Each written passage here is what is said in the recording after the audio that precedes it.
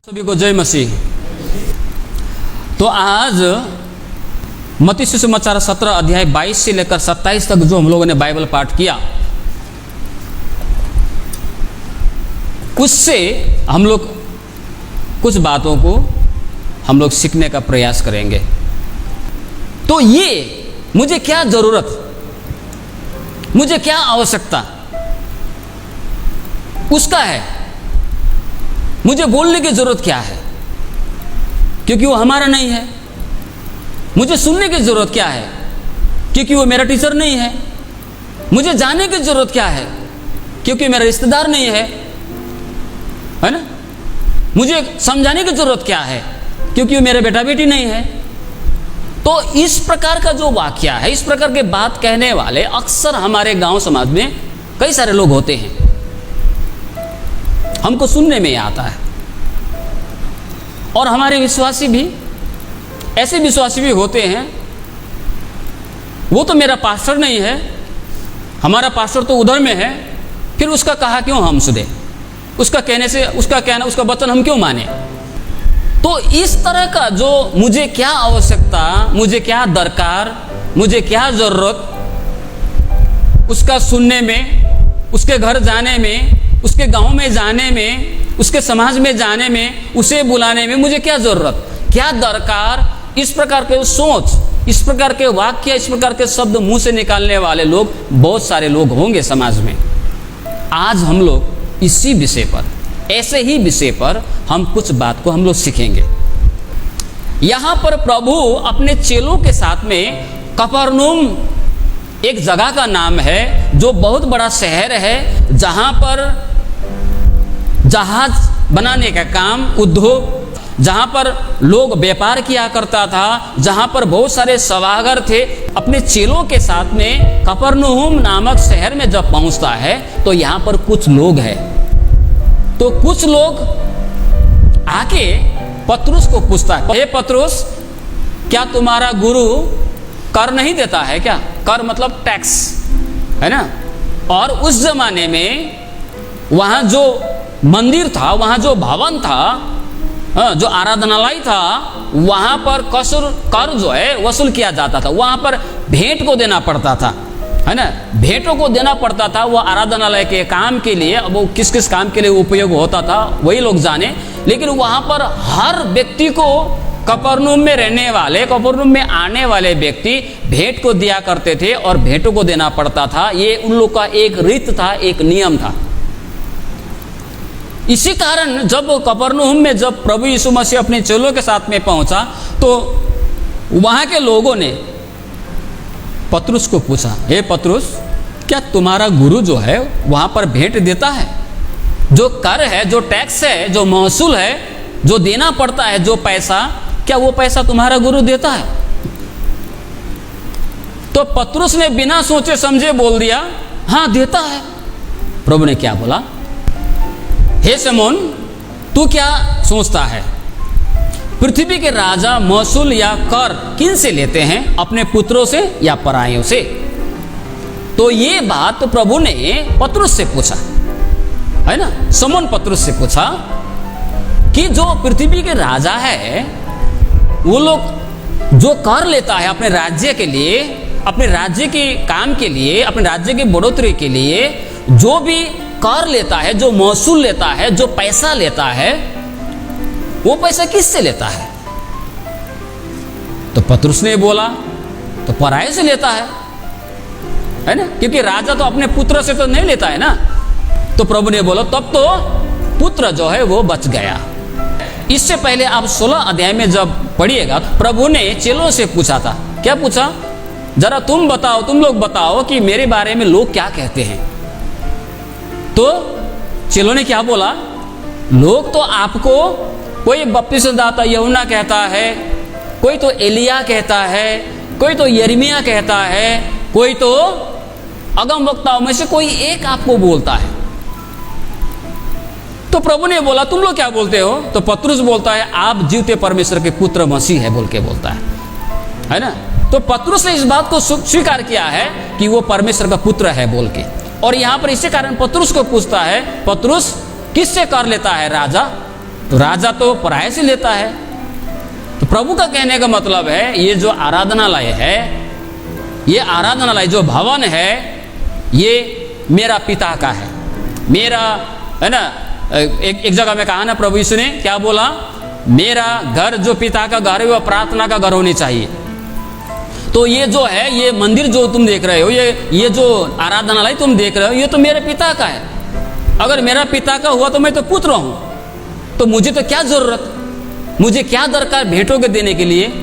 फिर भी मुझे दरकार नहीं है, मुझे जरूरत नहीं है, लेकिन फिर भी जाओ, तुम बंसी लेकर जाओ, झील में डालो बंसी को, वहां पर एक मछली तुमको मिलेगा, उस बंसी में आएगा, उसके मुंह में क्या होगा, उसके मुंह में एक सिक्का होगा, उस सिक्का को निकालो और तुम्हारे लिए और मेरे लिए जाके पैसे को दे दो, कर को दे दो, टैक्स को दे दो, बोल के यहाँ पर प्रभु ने बोला और वो हुआ भी। यहाँ पर यदि वो नहीं लिखा है, लेकिन प्रभु जो बोलता है वो होगा और हुआ, और वो काम इस प्रकार से, वो भेंट जो है इस प्रकार से वहाँ पर दिया गया। तो यहाँ पर इस खंड से मुख्य मुख्य कुछ बातें मैंने आपको पहले ही बताया। हमको क्या जरूरत, हमको क्या आवश्यकता है ना। कई सारे बातों पर हाँ हमको टांग नहीं अड़ानी चाहिए, कई सारे बात पर हमको सोचनी चाहिए, है ना। जैसे मैंने पिछले आज से कुछ सप्ताह पहले एक वचन का मैंने प्रचार किया था, वो कौन सा है, इजरायलियों ने राजा की मांग की, इजरायलियों ने राजा की मांग की, हमको राजा दो। लेकिन पढ़ने से क्या पता चलता है, वास्तव में इजरायलियों को राजा का जरूरत नहीं था। इजरायलियों को राजा का मांग करना कोई दरकार नहीं था, जरूरत नहीं था, और जरूरत ना होते हुए भी उन्होंने राजा की मांग की, जिसके कारण उसकी जिंदगी में, उसकी जो समाज में, उन जातियों में दुख भी आया, तकलीफ भी आया, बहुत सारी समस्याएं हुई बाद में जाके। लेकिन कुछ ऐसी बातें हैं जिसके परिणाम के विषय में सोचकर, यदि वो परिणाम में अच्छाइयाँ होगी तो वो उस सारे विषयों पर हमको दरकार होनी चाहिए, हमको आवश्यकता होनी चाहिए, है ना। अब्राहम के विषय में जब पढ़ते हैं, जब हम उत्पत्ति 18वां अध्याय में पढ़ते हैं, तो अगर 16 से लेकर 33 पद तक आप पढ़ेंगे, परमेश्वर वहां पर क्या करने वाला है, सदोम गमोरा को नाश करने वाला है ना। और वहां पर अब्राहम क्या करता है, परमेश्वर से वो प्रार्थना करता है, हे प्रभु आप क्यों नाश करेगा। वहां पर 50 लोग मिलने से धर्मी, प्रभु बोलता है 50 लोग मिलेगा तो मैं नाश नहीं करूंगा, 45 मिलने से 45 भी होगा, नाश नहीं करूंगा, 40 होने से 40 भी होगा, मैं नाश नहीं करूंगा, 30 होने से 30 भी होने से नहीं करूंगा, 20 होने से 20 भी मिलने से नहीं करूंगा, 10 धर्मी भी मिले तो भी मैं नहीं करूंगा। लेकिन वहां पर नहीं था, इसलिए उस शहर को नाश किया गया। लेकिन मेरा वो विषय नहीं है। लेकिन मैं आप ये बात बताना चाहता हूं, अब्राहम को क्या जरूरत था उन लोगों के लिए विनती करने का, कोई जरूरत नहीं था। क्या दरकार, अब्राहम अपना जिंदगी जी रहा था, अपनी बातें, उसके साथ में अपना परिवार है, अपना गांव है, अपना समाज है, वो दूसरे गांव, दूसरे समाज के लोगों के लिए विनती करने को क्या जरूरत था, दरकार नहीं था। लेकिन अब्राहम ने क्या किया, प्रार्थना किया, विनती किया, हे प्रभु हो सके तो उसको नाश न होने दे। कुछ कुछ बातें ऐसी है जिसके विषय में हमको दरकार नहीं होनी चाहिए, लेकिन कुछ बातें ऐसी है विश्वासी होने के नाते कि हमको दरकार होनी चाहिए, हमको जरूरत होनी चाहिए। अब यहां पर सबसे पहली जो बात है वह आराधनालय में कर या भेंट को देने की बात है ना। देखिए यहाँ पर एक समझने वाली बात है, हमारे चर्च में भेंटों को संकलन किया जाता है। यहाँ पर थोड़ा सा मैं इस बात को जोड़ना चाहता हूँ। हमारा चर्च में हम भेंटों को संग्रह करते हैं, हमारे चर्च में हम दशमांश को संग्रह करते हैं, है ना। हमारे चर्च में कई सारे और भी हम लोग संग्रह करते हैं प्रभु की सेवकाई के लिए, प्रभु के राज्य के लिए, प्रभु के काम के लिए हम लोग लेते हैं। लेकिन कई सारे लोग इन विषयों को न समझने के कारण, अगर आप मीडिया में देखेंगे, अगर आप मोबाइल में, इंटरनेट में देखेंगे, तो कई सारे लोगों को ये बात समझ में नहीं आता है। तो यहाँ पर हमको समझना है पहली बात जो है वो है आराधनालय में भेंटों को देने की बात, आराधनालय में कर या मौसूल को देने की बात उस समय में, है ना। तो अभी का समय में हमारे कलीसियाओं में जो पैसे का जो संकलन या अन्य वस्तुओं का संकलन किया जाता है, उसके विषय में हमको समझने की जरूरत है। सबसे पहले यहाँ पर इस व्यक्ति का प्रश्न को सुनिए। ये व्यक्ति क्या बोल रहा था? ये व्यक्ति बोल रहा था पतरुस से, हे शमौन पतरुस, क्या तुम्हारा गुरु उधर में पैसा नहीं देता है, उधर आराधनालय में टैक्स नहीं देता है, बोल के यहाँ पर बोल रहा है। तो उस समय के इतिहास को आप अगर पढ़िएगा तो वहाँ पर वो लोगों को मजबूर करता था, लोगों को फोर्स करता था कि आराधनालय में पैसा दे, सभाघर में पैसा दे, कर दे। वो लोग को जबरदस्त करता था, है ना, जबरदस्त मजबूर करता था लोगों को भेंटों को देने के लिए। ये गलत है, इस बात को समझना है। आज के ज़माने में भी कई सारे कलीसियाओं में कई सारे सेवक, कई सारे पास्टर लोग, कई सारे मिशनरी लोग अपने विश्वासियों को मजबूर करते हैं पैसा देने के लिए, मजबूर करते हैं भेंटों को देने के लिए, मजबूर करते हैं 10वां अंश देने के लिए, मजबूर करते हैं पहिलौठा लाने के लिए, मजबूर करते हैं बारी के सब जो भी फल फूल का जो बातें हैं, जो पहिलौठा वो लाने के लिए। नहीं, ये गलत है। मजबूर हम लोग नहीं कर सकते, किसी को हम लोग फोर्स नहीं कर सकते, क्योंकि बाइबल में ये नहीं सिखाया गया है। कोई भी सेवक, कोई भी पास्टर्स, कोई भी प्रभु का दास जो मंडली का अगुवा है, अपने विश्वासियों को फोर्स नहीं कर सकता। और मैं भी आपको कभी फोर्स नहीं कर सकूंगा, मैं किया भी नहीं, आपको करूंगा भी नहीं, है ना। वहां पर उस समय में लोगों को मजबूर किया जाता था, तुमको यहाँ पर भेंट लगाना पड़ेगा, तुमको यहाँ पर पैसा देना पड़ेगा, बोल के लोगों को मजबूर किया जाता था। और आज भी कई सारे कलीसियाओं में ऐसा होता है। लेकिन हमको इस बात को समझना है कि इस तरह की बातें नहीं होनी चाहिए, और विश्वासी लोगों को भी ये बात सोचनी चाहिए, ये बात उनको मन में रखनी चाहिए कि हम जो देते हैं वो प्रभु में होकर हम देते हैं। किसी ने कहा इसलिए नहीं, लोग क्या कहेंगे इस कारण नहीं, लेकिन प्रभु को हम लोग सच्चे दिल से देते हैं। देखिए, अब हम लोग जो प्रभु को जो देते हैं, क्या प्रभु को इसका आवश्यकता है? आज हमारा विषय ही दरकार, जरूरत, मुझे क्या दरकार है ना, क्या आवश्यकता। तो इसमें 3 बातें हम लोग सीखेंगे। पहली जो है, जबकि वचन जब बताता है, बाइबल भजन संहिता 50:12, सिर्फ उदाहरण के लिए मैं आपको एक पद दिखा रहा हूं। इस तरह के पद, कई सारे पद बाइबल में है जो ये बताती है संसार और जो कुछ उसमें है वो मेरा है। हालेलुया। मेरा मतलब परमेश्वर का है, सब प्रभु का है। अब सब प्रभु का है तो हमें प्रभु को देने की आवश्यकता क्या है? हम लोग अगर पढ़ेंगे 1 तिमोथी 6:17, यौना सुसमाचार 3:16, याकूब 1:17, ये बाद में पढ़िए।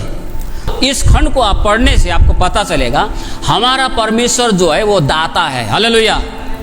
हमारा परमेश्वर देने वाला प्रभु है, क्योंकि परमेश्वर ने संसार से ऐसा प्रेम रखा कि उसने अपना एकलौता पुत्र दे दिया।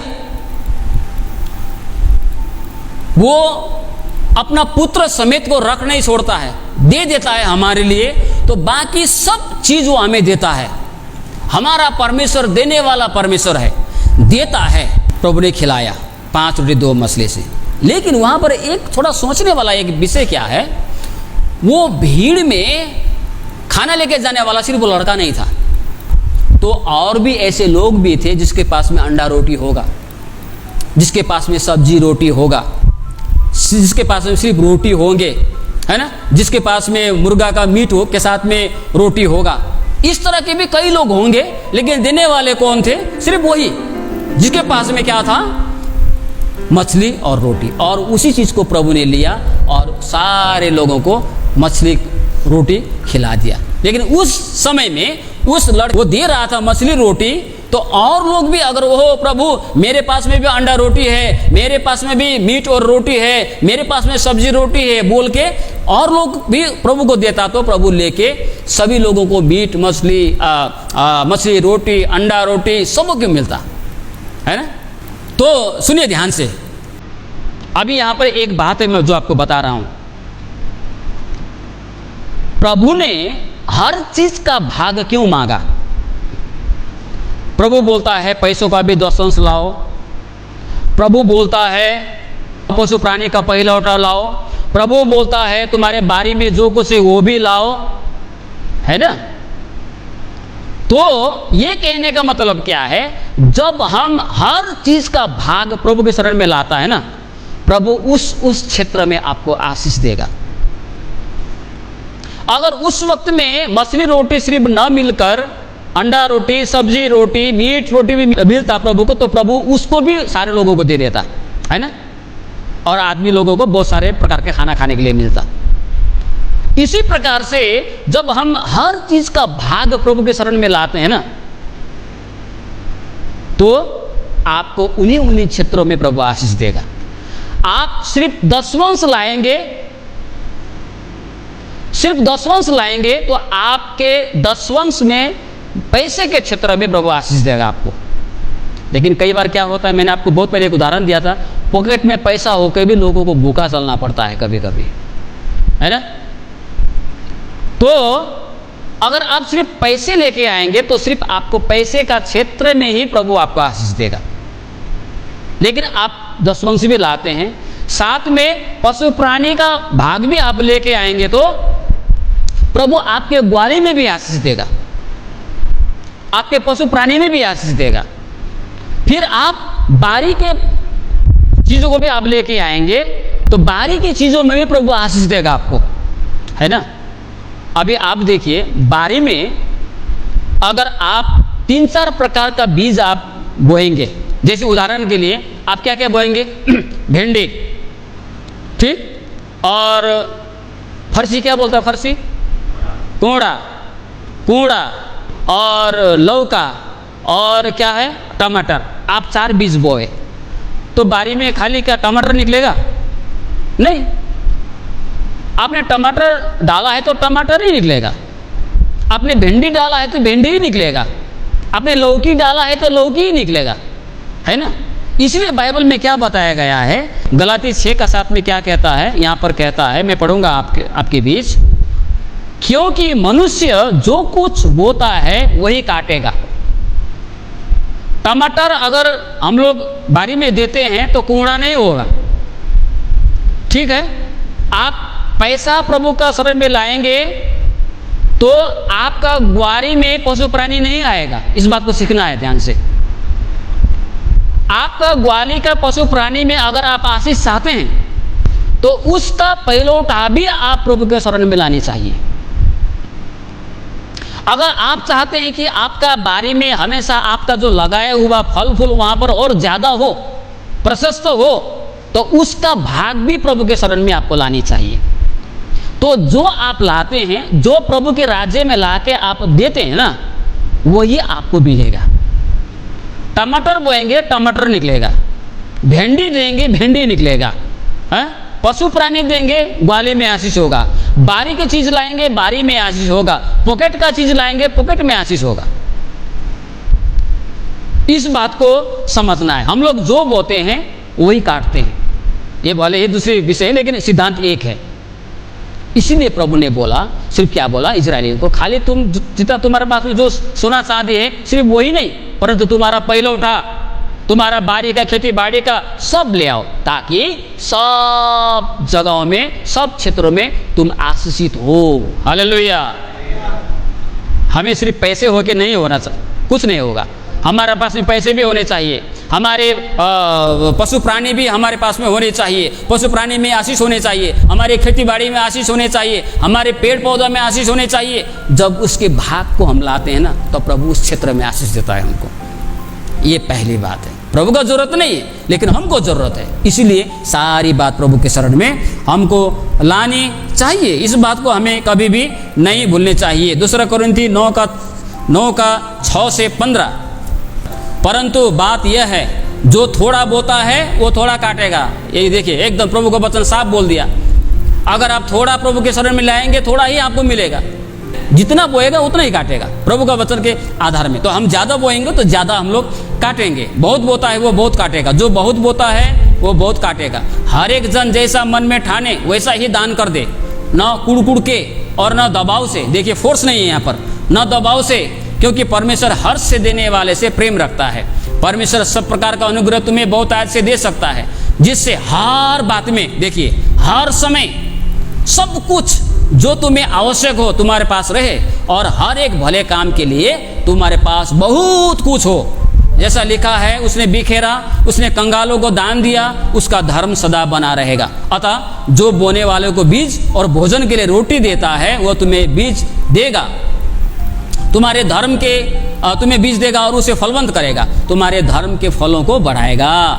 तुम हर बात में सब प्रकार की उदारता के लिए जो हमारे द्वारा परमेश्वर का धन्यवाद करवाती है, धन्यवाद किए जाओ। यहाँ पर 11 पद तक, 15 पद तक नीचे आप पढ़ते जाइए, पूरा नीचे तक आपको बहुत कुछ यहाँ पर मिलेगा। प्रभु हमारे हर क्षेत्र में वो आशीष देना चाहता है, लेकिन पहले हमको क्या, प्रभु के राज्य में बोनी चाहिए, प्रभु के शरण में लानी चाहिए, और उस क्षेत्रों में, उन क्षेत्रों में हमको प्रभु आशीष देगा। लेकिन ये मजबूरी नहीं, मजबूरी नहीं। यदि आप परमेश्वर से प्रेम करते हैं, यदि हम परमेश्वर से प्रेम करते हैं, तो प्रेम क्या करता है, प्रेम देता है। परमेश्वर हमसे प्रेम करता है, इसलिए वो हमको देता है, अपने पुत्र को भी दे दिया, क्योंकि हमसे प्यार करता है। तो आप भी यदि यीशु से प्यार करते हैं, हम भी मसीह से प्यार करते हैं, परमेश्वर से प्यार करते हैं, तो कोई आपको कहने की आवश्यकता नहीं है, कोई हमको बताने बोलने की आवश्यकता नहीं कि आप भेंटों को लाइए, आप दशवंश को लाइए, आप पहिलौठा को लाइए, आप पशु प्राणी को लाइए, बोलने का आवश्यकता नहीं है। कोई आपको दबाव नहीं कर सकता, कोई आपको बोल नहीं सकता, है ना। आपको दबाव का जरूरत नहीं है, क्योंकि और आप कुड़ के नहीं लाते हैं, आप मजबूरी में नहीं लाते हैं, क्योंकि आप परमेश्वर से प्यार करता है। जब परमेश्वर से आप प्यार करेंगे, आपको कोई कहने का जरूरत, कोई आपको बताने का जरूरत नहीं, कोई आपको ये कहने की जरूरत नहीं, शिक्षा काफी है, क्योंकि आप परमेश्वर से प्यार करता है। तो इसीलिए क्या है, हमको जरूरत है, सब कुछ प्रभु का है, लेकिन प्रभु चाहता है कि सब चीज का जो भाग है उसके शरण में लाए, क्योंकि प्रभु हर क्षेत्र में हमको देना चाहता है, हमारे जीवन के हर क्षेत्र में देना चाहता है ना। और हम प्रभु से प्यार करते हैं, तो कोई मजबूरी नहीं, कोई कुड़कुड़ाना नहीं, लेकिन हम खुशी के साथ में प्रभु के शरण में लाते हैं। दूसरी बात जो है, तुम जाके झील में जाओ, नदी में जाओ, और क्या लेके जाओ, बंसी लेके जाओ, बंसी डालो, वहां पर एक मछली मिलेगा, उस मछली के मुंह को खोलो, एक सिक्का तुम्हें मिलेगा, और वो सिक्का लेके तुम्हारा और मेरा कर को दो, जो भेंट है उसको देना। परमेश्वर जब किसी को देना चाहता है ना, परमेश्वर जब किसी को देने की इच्छा मन बना लेता है, तो उसको विशेष बातों को सिर्फ आवश्यकता नहीं होती है, वो हर चीज को प्रयोग कर सकता है। किसी भी, कोई भी वस्तु, कोई भी प्राणी, कोई भी विषय को ले सकता है और वो मदद कर सकता है, क्योंकि हमारा परमेश्वर असीमित परमेश्वर है। हालेलुया। उसके पास में कोई सीमा नहीं है, कोई सीमित नहीं है, वो कि कोई परिधि भी नहीं है। हमारा एक परिधि है, हमारा एक क्या है, एक क्षेत्र है, उससे बढ़कर हम नहीं कर सकते, है ना। अभी हम ऐसा उछलने से कितना उछलेगा, हम तो 2 फीट, ये हमारा सीमा है। हम 2 फीट से ज्यादा 3 फीट से ज्यादा उछल नहीं सकते हैं, ये हमारा सीमा है ना, उससे ज्यादा हम नहीं कर सकते। लेकिन प्रभु के लिए कुछ भी कोई सीमा नहीं। यहाँ पर जो आवश्यकता की जब बातें आई, जब देने की बातें आई, जब किसी को प्रबंध करने का बात आया, तो प्रभु ने क्या किया, वहां पर एक मछली को, पता नहीं वो मछली, वो पतरुस भी शायद उसका दिमाग भी थोड़ा गड़बड़ा गया होगा, है ना, सोच के कैसा हुआ ये, कहाँ से आया वो पैसा, किसी का पॉकेट से गिर गया था, प्रभु ने उसी वक्त वहाँ पर बना दिया था, फिर वही मछली जाके उसको खाना है कि वही मछली जो है बल्सी में आना है, सोचने से तो दिमाग काम नहीं करेगा। तो प्रभु जब हमको देना चाहेगा ना, हमारे लिए प्रबंध करना चाहेगा, तो वो किसी को भी प्रयोग कर सकता है। बाइबल में देखिए, जब हम व्यवस्था विवरण जब हम 2:7 पढ़ते हैं, इजरायलियों को कैसा उन्होंने 2 अध्याय में पढ़िए, कैसा उन्होंने मरुभूमि में कैसे बात, किस प्रकार से उनके लिए प्रबंध किया, आकाश से मन्ना खिलाया, चट्टान से पानी पिलाया, बहुत सारे बातें जो अनहोना है ना। प्रभु कुछ भी प्रबंध कर सकता है। और हम एलिया की जिंदगी में जब देखते हैं, एलिया को भी क्या है, 17 अध्याय, पहला राजा 17 अध्याय 1 से 7 में वहाँ पर देखते हैं, कौवा से खाना खिलाया, कौवा का भी खाना खिलाता है। तो यहाँ भी क्या है, प्रभु यीशु और पतरस के लिए कर देने का जब बात आया तो एक मछली को प्रयोग किया। मेरा कहने का तात्पर्य है, कोई विशेष बात का जरूरत नहीं है प्रभु को किसी के दिन में काम करने के लिए। वो प्रबंध करना चाहेगा तो किसी को भी प्रयोग कर सकता है, कहीं से भी वो हमको हमारे जीवन में आशीष ला सकता है। हमको लगेगा अरे कैसे होगा, हमको लगेगा अरे कहाँ से होगा, लेकिन प्रभु जब चाहेगा ना तो किसी को भी प्रयोग करके कहीं से भी हमारे लिए जुगाड़ कर सकता है, हमारे लिए प्रबंध कर सकता है। इस बात को हमें नहीं भूलनी चाहिए। जब हम तभी मैंने 6 अध्याय यूहन्ना सुसमाचार बताया, देखिए कैसे प्रभु ने वहाँ पर प्रबंध किया। तो किसी को भी अगर प्रभु प्रबंध करना चाहेगा तो उसके लिए कोई औजार, कोई विशेष बात की आवश्यकता नहीं, वो कहीं से भी किसी से भी, आपको मेरा दिमाग में शायद काम नहीं करेगा, उस तरह से प्रभु हमारे लिए प्रबंध कर सकता है। और तीसरी अंतिम बात जो है वो बात है, प्रभु को आवश्यकता नहीं था फिर भी उन्होंने दिया है। और मैंने इस बात को पहले ही आपको बताया कि कई सारे जो कार्य हैं, जब हमको जरूरत, हमको ऐसा महसूस होता है कि हमें जरूरत नहीं है, हम क्यों जाएं, हम क्यों करें, हम क्यों सुने, हम क्यों बुलाएं, हम क्यों बोले, है ना। लेकिन उसका परिणाम अगर सही निकलने वाला है तो हमको वो करने चाहिए। हमको वो जरूरत न होने पर भी, दरकार न होने पर भी, है ना। माता पिता लोग बच्चे लोगों का बात कई सारे लोग सुनना नहीं चाहता है, क्योंकि बच्चे लोग, माता पिता क्या सोचते हैं, ये तो मेरा ही बच्चा है, इनसे क्या सीखना है ना। लेकिन कभी कभी क्या है, कभी कभी बच्चों के द्वारा भी माता पिता के जीवन में बहुत बड़ी शिक्षाएं होती है ना, ऐसा होता है। लेकिन हमारा जो घमंड है, हमारा वो बात हमको स्वीकार करने देता है, हम लोग नहीं लेते हैं उस बात को। तो जरूरत नहीं है, क्या जरूरत है, ऐसा हमारा सोच में, समझ में अगर कभी कभी ऐसा विचार आता है तो इस खंड को याद करना है। प्रभु यीशु पुत्र था, उसे जरूरत नहीं था वो सब करने के लिए, लेकिन लोगों को ठोकर न लगे, लोग उसको बदनाम ना करे, लोग उसका अपमान ना करे, लोग उसका मजाक ना उड़ाए, लोग उससे गुस्सा न हो, इस कारण से उन्होंने पुत्र होने पर भी, जरूरत नहीं था फिर भी उन्होंने उस भेंट को दिया। 1 कोरिन्थियों 9 अध्याय 19 से नीचे, क्योंकि सबसे स्वतंत्र होने पर भी मैंने अपने आप को सबका दास बना दिया है कि अधिक लोगों को खींच लाऊं। मैं यहूदियों के लिए यहूदी बना कि यहूदियों को खींच लाऊं। जो लोग व्यवस्था के अधीन है उनके लिए मैं व्यवस्था के अधीन न होने पर भी मैं व्यवस्था के अधीन बना कि उन्हें जो व्यवस्था के अधीन है खींच लाऊं। इस प्रकार से नीचे आप पढ़ते जाइए तो यहाँ पर पौलुस लिखता है, मुझे जरूरत नहीं है लेकिन फिर भी मैंने किया क्योंकि मैं दूसरों को जीत सकूं, मैं दूसरों को खींच सकूं प्रभु में। तो कुछ ऐसी कार्य है, कुछ ऐसी बातें जब हम समाज में रहते हैं, गांव में रहते हैं, तो हमें ज़रूरत नहीं है करने का। हमारा जाति का नहीं हो सकता है, हमारा गांव का नहीं हो सकता है, हमारा अपना आदमी नहीं हो सकता है, हमारा बेटा नहीं हो सकता है, हमारा गुरु नहीं हो सकता है। लेकिन जब कुछ करने की बात आए, अगर उसका परिणाम अच्छा हो, नहीं करेगा तो बुरा होगा, करेगा तो अगर अच्छा परिणाम निकलता है तो वो भले ही आपको ज़रूरत ना हो, दरकार नहीं है, लेकिन फिर भी आपको करने चाहिए यदि प्रभु में उसका परिणाम अच्छा निकलता है तो। हालेलुया। तो ये 3 जो बातें हैं आपको और मुझे हमेशा मन में रखना है। सबसे पहले मैंने आपको बताया, परमेश्वर को, सब कुछ परमेश्वर का है, परमेश्वर का जरूरत नहीं है लेकिन हमको ज़रूरत है। इसलिए हमको कैसे, क्या क्या, किस प्रकार प्रभु के शरण में लाने चाहिए और कैसे लाने चाहिए, प्रेम भाव के साथ, स्वेच्छा से, क्योंकि हम परमेश्वर से प्रेम करते हैं। दूसरी बात है, जब परमेश्वर हमारे लिए प्रबंध करना चाहेगा ना, हमको कुछ देना चाहता है, तो उसके लिए कुछ, देखिए अभी आपको मैं पैसा देना चाहूँ तो मेरे पॉकेट में पैसा होना चाहिए ना। मैं ऐसे निकाल के थोड़ा आपको, ऐसे जादू से निकाल के थोड़ी दे सकता हूँ, हैं? मेरे पॉकेट में पैसा होगा तो अभी तो आपको पैसा दूंगा ना। लेकिन जब आपको प्रभु पैसा देना चाहिए तो प्रभु के पॉकेट में पैसा होने की जरूरत नहीं, वो कहीं से भी वो आपके लिए प्रबंध कर सकता है, कहीं से भी। प्रभु इतना सक्षम है। फिर तीसरी बात मैंने आपको बताया, तीसरी बात जो है, प्रभु का आवश्यकता, प्रभु का कोई जरूरत नहीं था वहाँ पर कर देने को, वहाँ पर भेंट देने, क्योंकि वो पुत्र था। इसके बावजूद उन्होंने दिया ताकि लोग उनको दोषी न ठहराएं। तो इसलिए हमें भी कभी कभी क्या है, जो हमें जरूरत नहीं होगा लेकिन हमको करनी चाहिए ताकि परमेश्वर की महिमा हो। सो प्रभु छोटी सी वचन में हम सभी को आशीष